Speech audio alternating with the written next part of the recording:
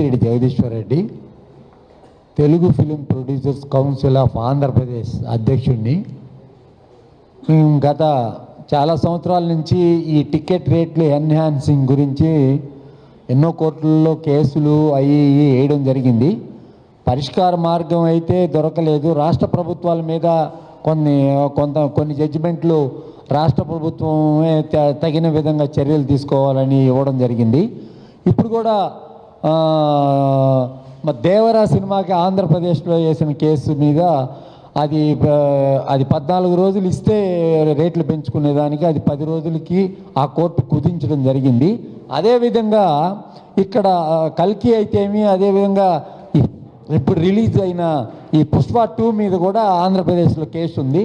మొత్తం 19 మంది రెస్పాండెంట్స్ ఉన్నారు. దాంట్లో కేవలం ఊరికే రాష్ట్ర ప్రభుత్వాలే కాకుండా ఈ ఇన్కమ్ ట్యాక్స్ డిపార్ట్మెంటు, అదేవిధంగా జిఎస్టీ సంబంధించిన వాళ్ళు, అదేవిధంగా ఈడీని కూడా, ఎన్ఫోర్స్మెంట్ డైరెక్టరేట్ని కూడా ఒక పార్టీగా చేర్చడం జరిగింది. ఎందుకంటే ఇక్కడ ఏం జరుగుతుందంటే మాల్ ప్రాక్టీసెస్ ఎక్కువ జరుగుతున్నాయి.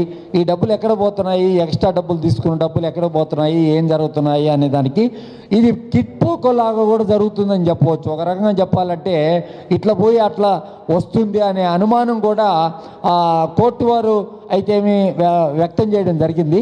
కాకపోతే ఈ సినిమా రంగంలో ఈ రకంగా సినిమా టికెట్ల రేట్లు పెంచుకోవడము, సామాన్యుడికి భారంగా ఉండడము, ఈ విషయం మీద చాలాసార్లు చాలా ఉద్యమాలు మేము చేస్తున్నాము. ఇంతకుముందు చిన్న సినిమాని తొక్కేసే సందర్భంలో కూడా చేసాము. దానికి ఏంటంటే ఇప్పుడు పెద్ద సినిమాలు 3 ఇయర్స్కి, ఇప్పుడు పుష్ప లాంటి సినిమా 3 సంవత్సరాలు తీశారు.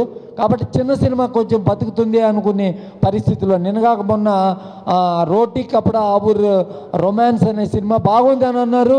సడన్గా ఈ సినిమా వచ్చేసింది. రాగానే ఈ సినిమా కోసం ఆ సినిమాని తీసేయడం జరిగింది.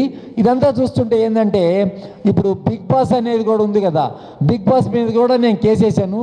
తెలంగాణ హైకోర్టు ఒక జడ్జిమెంట్ ఇచ్చింది. ఆ జడ్జిమెంట్ ఏమి ఇచ్చారంటే రాష్ట్ర ప్రభుత్వం కెన్ రెగ్యులేట్, అంటే రాష్ట్రం కావాలంటే దీన్ని ఆపచ్చు, అంటే ఆపేదానికి హక్కు రాష్ట్ర ప్రభుత్వానికి ఉంటుంది. ఇప్పుడు మనం ఏదైనా న్యూస్ ఛానల్లో తప్పుగా చూపిస్తే, ఒక రాజకీయ పార్టీ గురించి తప్పుగా చూపిస్తే మనం ఎలా ఆపుతున్నామో అదేవిధంగా రాష్ట్ర ప్రభుత్వం కావాలంటే వీటిలన్నింటినీ ఆపే హక్కు ఉంటుందని జడ్జిమెంట్ కూడా ఇచ్చినప్పటికీ కూడా రాష్ట్ర ప్రభుత్వాలు పట్టించుకోవట్లే. మనం కేవలం ఊరికినే మాట్లాడుతున్నాం. బిగ్ బాస్లో జరిగేది ఏంటి అనేది కూడా దాని మీద కూడా చాలా కాంట్రవర్సీ ఉంది. అదేవిధంగా ఇక్కడ జరిగిన డ్రగ్స్ కుంభకోణం ఒకటి ఉంది కదా, ఆ డ్రగ్స్ కుంభకోణం జరిగినప్పుడు అకుల్ సబర్వాల్ ఉన్నప్పుడు ఎంతో ఉత్సాహంగా అప్పుడు ఇక్కడ దర్యాప్తు అనేది చేయడం జరిగింది.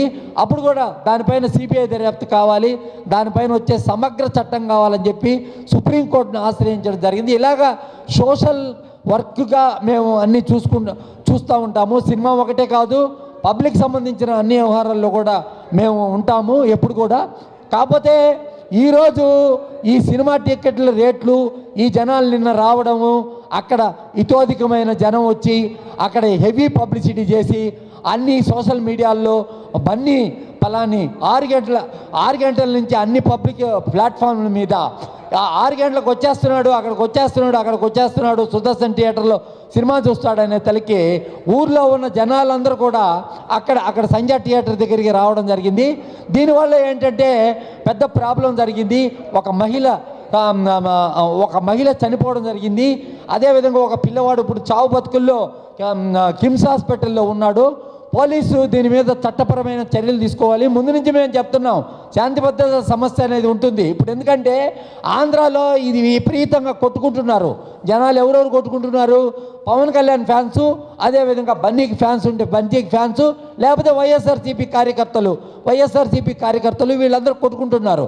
వీటన్నిటి మీద కూడా వీటిని యాక్చువల్గా వచ్చి తమిళనాడులో వచ్చి ఇదే విధమైన పరిస్థితి ఉన్నప్పుడు ఏం చేశారంటే అక్కడ ఎక్కడైతే ఈ లా అండ్ ఆర్డర్ పరిస్థితి విషమించిపోతుందో అటువంటి సందర్భాల్లో అక్కడ ఆ సినిమాల్ని తీసేయడం జరిగిందనమాట. అంటే బ్యాన్ చేయడం జరిగింది. ఇప్పుడు ఈస్ట్ వెస్ట్లో గొడవ జరుగుతుంది అనుకోండి, బ్యాన్ చేయాల్సిన అవసరం ఉంటుంది. అదేవిధంగా హైదరాబాద్ సిటీలో ఈ ఫ్యాన్స్ వాళ్ళందరూ కొట్టుకుంటున్నారు అనుకో, ఇక్కడ ప్రభుత్వం ఆ చర్యలు తీసుకోవచ్చు.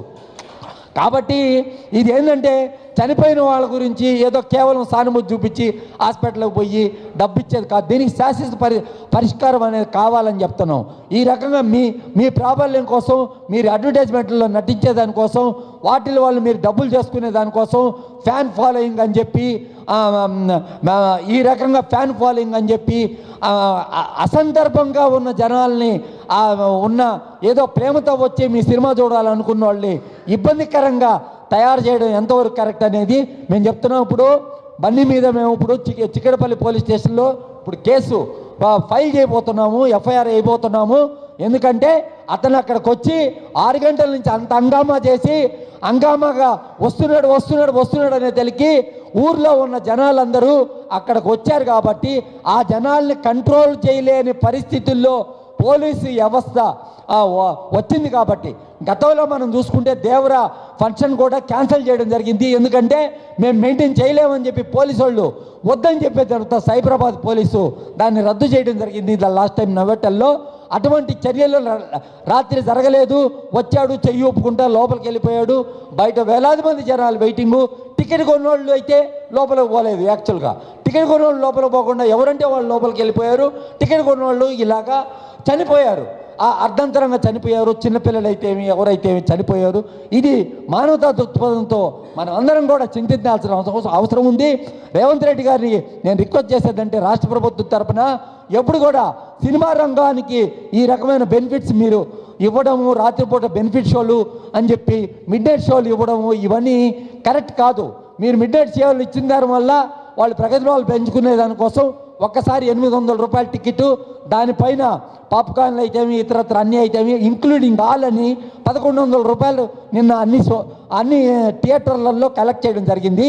ఇదంతా చూస్తుంటే ఏంటంటే ఎక్కడైనా ఆంధ్రప్రదేశ్లో కూడా ఇదే గొడవలు ఉంది.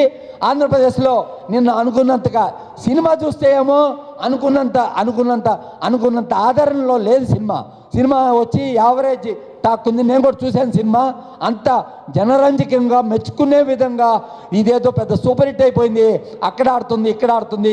బొంబాయిలో ఆడుతుంది అంటారు, అక్కడేమో ఖాళీ ఉంది. ఢిల్లీలో ఆడుతుంది అంటారు, అక్కడేమో ఖాళీ ఉంది. పట్నాలో ఆడుతుంది అంటారు, అక్కడేమో ఖాళీ ఉంది. అన్ని దగ్గరలా వేకెంట్గా ఉంది. కర్ణాటకలో ఎక్స్ట్రా షోలు అన్నీ రద్దు చేయడం జరిగింది. అదేవిధంగా తమిళనాడులో కూడా రద్దు చేయడం జరిగింది. కాబట్టి నేనేం చెప్తానంటే రాష్ట్ర ప్రభుత్వాలు ఈ రకంగా ఏదో సినిమా వాళ్ళకు బెనిఫిట్ చేసేదానికోసం సినిమా వాళ్ళు ఏదో అర్ధంతరంగా వచ్చి అడగడం కానీ, ఒక అప్లికేషన్ పెట్టడం కానీ, వాళ్ళ బడ్జెట్ ఏంది, వాళ్ళు ఏం తీశారు సినిమా, వాళ్ళు అన్ని ట్యాక్సులు కట్టారా లేదా, జిఎస్టీలు కట్టారా లేదా, ఇన్కమ్ ట్యాక్సులు కట్టారా లేదా, ఇవన్నీ కూడా ఆచరణలో తీసుకొని ఒక కమిటీని ఫామ్ చేసి ఆ కమిటీకి ఆ హక్కు ఇచ్చి అప్పుడు పెంచుకునే వెసులుబాటు ఇవ్వాలా. కానీ ఇంత ఎక్కువగా పెంచుకునే వెసులుబాటు అయితే తప్పకుండా ఇవ్వాల్సినంత అవసరం అయితే లేదు. ఎవరో వ్యాపారం చేసుకునే దానికి సామాన్యులను ఇబ్బంది పెట్టడం.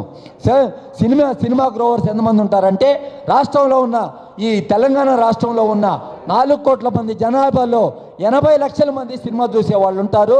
ఈ 80 లక్షల మందిని కేవలం సినిమా రంగంలో పనిచేసేవాళ్ళు, సినిమా రంగాన్ని ఆధారపడి చేసేవాళ్ళు ఒక 2 లక్షల మంది వరకు ఉంటారు.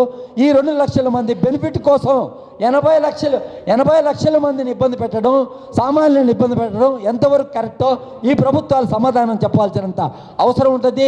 అవసరమైతే కేంద్ర ప్రభుత్వం దృష్టికి, అదేవిధంగా ఈరోజు జరిగిన వ్యవహారాన్ని మానవ హక్కుల ఉల్లంఘన జరిగింది. రాత్రి